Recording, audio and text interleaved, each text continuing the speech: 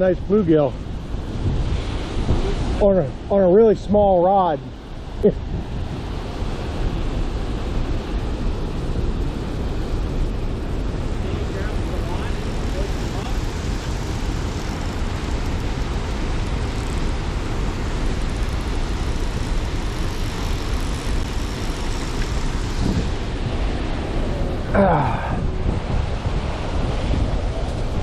Well, this rod is way undergunned for these guys,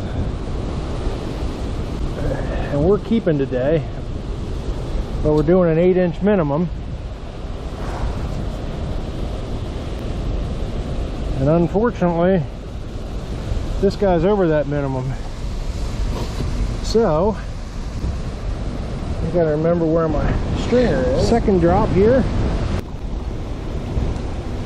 And we got ourselves a crapazoid.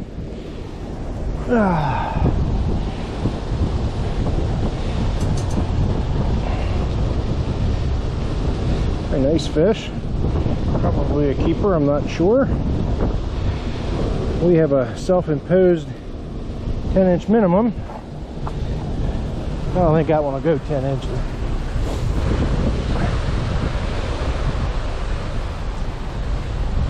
I got my two boys over on the other side catching little ones.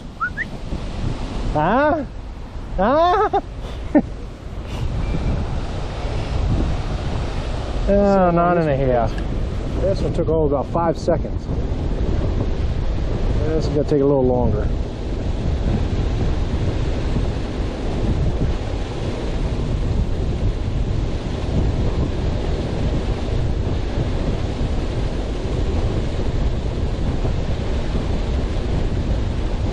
Huh.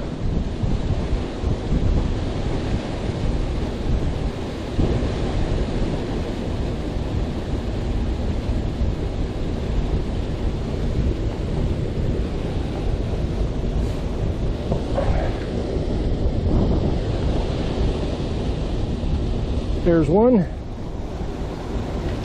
That one's not too bad.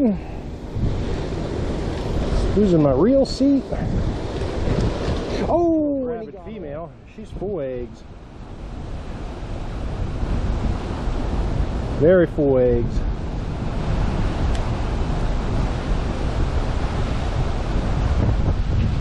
Come on. I gotta pinch my barb down. Well, not only did I get the smallest fish, but I got one that was smelling it. What are the chances of that? And they say my rods aren't sensitive enough. I can see them looking at it, or I can feel them looking at them. And Garrett brings a behemoth over. Let's see that thing there, buddy. He's peeing all over you. All right, good deal. You gonna check length on that one? And shad everywhere. It's funny. I'm here. I'm here. These little buggers, they love these little bobby garlands. I mean, they love them. They absolutely think they're marvelous. Fish, you need to chill. I really don't want to touch you because you're slimy, you're stinky. And you're good bait, but in you go. Yeah. Something I can't smell anymore. Presuming this is another shad. But I'm not sure. Oh no, this is a honker bluegill. This is a nice one.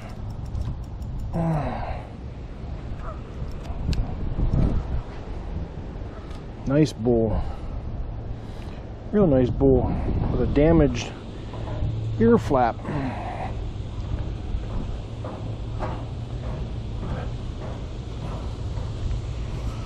Not exactly sure what our guest is doing here. Digging something out of. Fish is peeing all over the table. Let's see where we're at lengthwise, and that is a About an 8.5 inch class fish. Weight wise,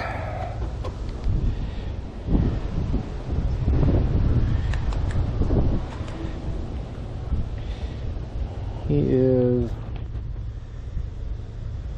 not quite a half pound. But unfortunately for this guy, we have a somewhere. Where's your fish at, G? Where's your stringer at? Is this the same situation as before? Yeah. Okay, so if I pull up on this yellow thing,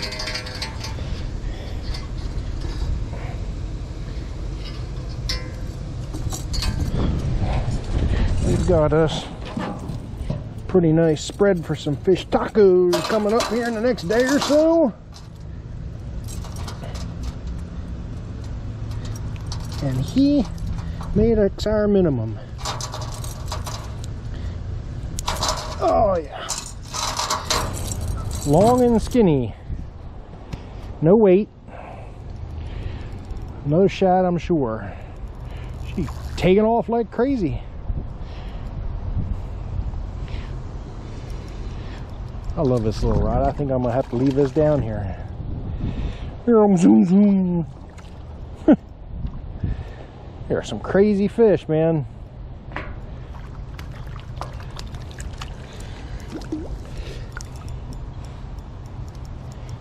We'll have to go over here and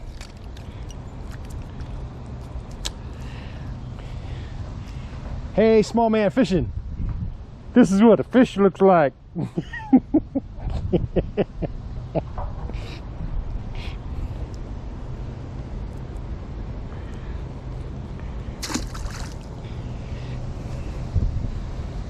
On a Bobby Garland. Monkey milk. But he trashed that one.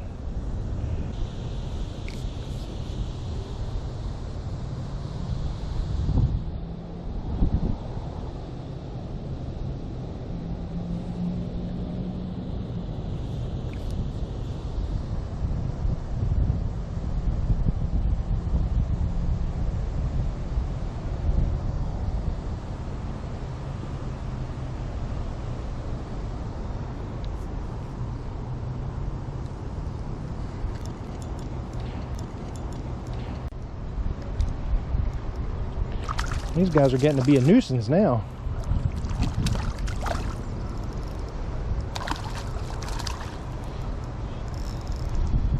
But they are fun on ultralight. Micro light. Any light.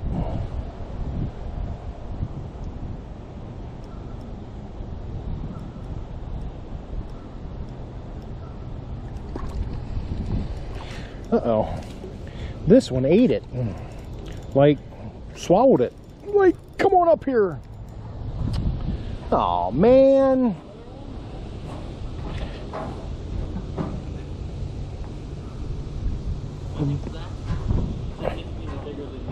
Is that right? I need that. Need those pliers.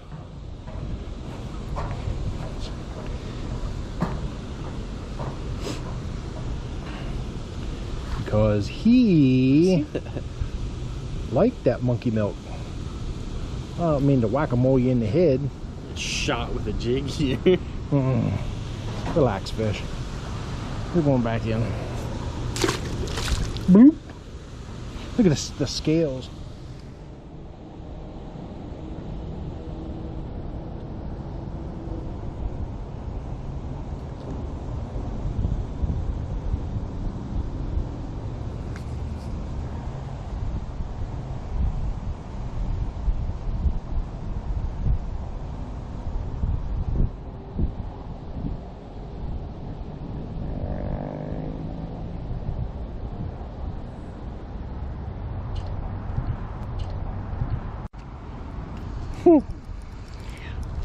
Ho, Zach says. Ho, he says. He missed him again.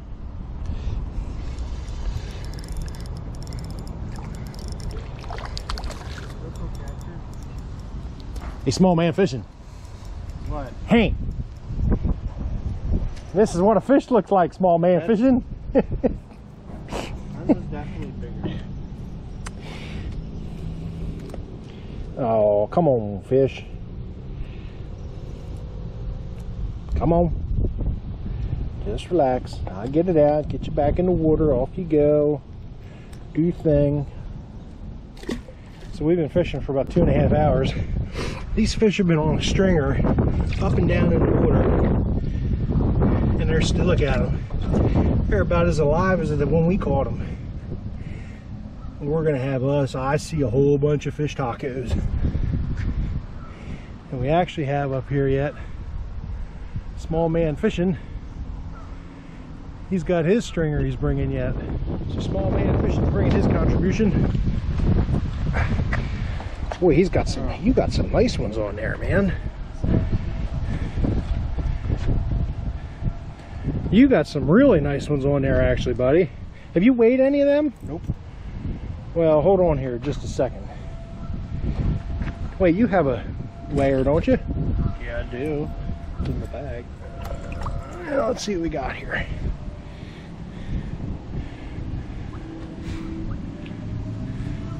Let's make sure we're at 0. We are at 0.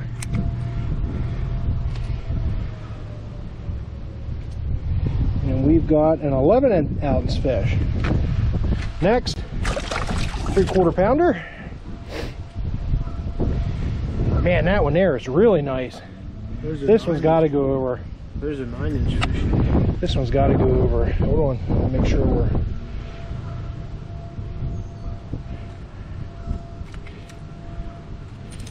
That's surprising. I thought that one was bigger.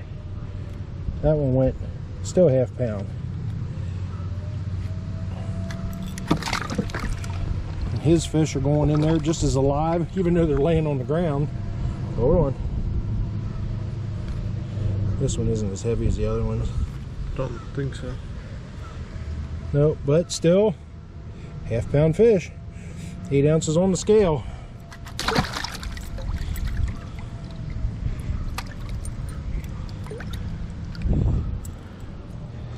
Last one.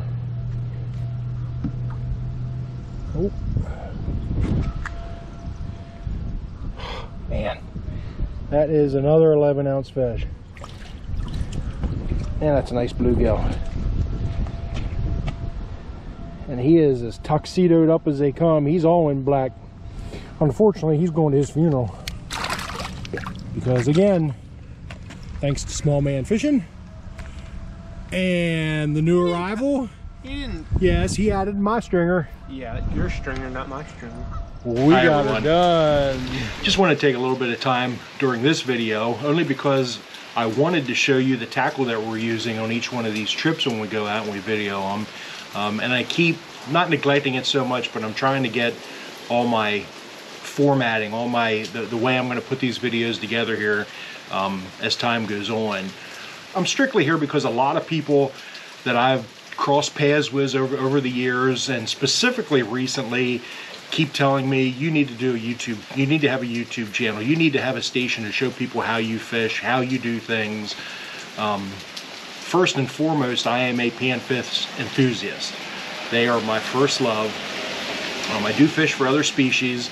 You'll see just about every type of freshwater fish over time. You'll see me from the shore, you'll see me in a boat. I primarily fish between Pennsylvania and Delaware, so you will see some saltwater fishing. You may see some charter footage if we take some charters out. But I tend to almost be a loner per se, that if it's a group of fishermen there, if there's a group of people somewhere, 9 chances out of 10 you are not going to see me there. I do best by myself, basically, is how we put it. So anyway, that being said, today, the video that you watched today, we went down to Records Pond down in southern Delaware. It was one of the first freshwater ponds that we stumbled across. I wasn't even looking for it. We were out driving around actually trying to find restaurants and came across that waterway. Talked to some people there that were there at the time. Fell in love with the facilities. It's one really nice facilities down there for people. A lot of shore access, a lot of waterway to cover. And the first time I fished it, I caught a lot of fish, a lot of largemouth bass, a lot of nice largemouth bass, a lot of panfish. We had snakeheads down there, and as in this video, you know, this time around we got into shad. So it's a nice little place. It's a little bit of a drive for us to go, but what we were using early on in the video, you saw me fishing with a small hair jig, just chartreuse green and white two-tone hair jig. This is 1/32 ounce, and there were times that I would fish it on its own, or I would fish with a product called Berkeley Crappie Nibbles. I'm not going to touch these because those sparkles, once you get them on you, you will have them on you for weeks, and I am not exaggerating. It's just a scent additive. It's just a little tiny, it almost looks like a little piece of corn, but it's a dough bait, and people a lot of times will just take them and put them on the hook here in the back. With these jigs, this style of a jig, what I do is I actually push them up underneath the jig. I actually push them up into the body of the jig, so it's right behind where the thread is. And if you watch this video, you'll see one of them that does have a nibble on it. It flares the body out. When this material gets wet, it gets very streamlined. That crappie nibble actually gives the body illusion of a larger body bait, and then the tail tapers down very nicely. This is very fluid in the water. One of the other guys that were fishing with me, which was my youngest son, he was using just a 1/32 ounce jig head, just a plain jig head. This particular one is a pearl pink, and I think that is the color that he chose.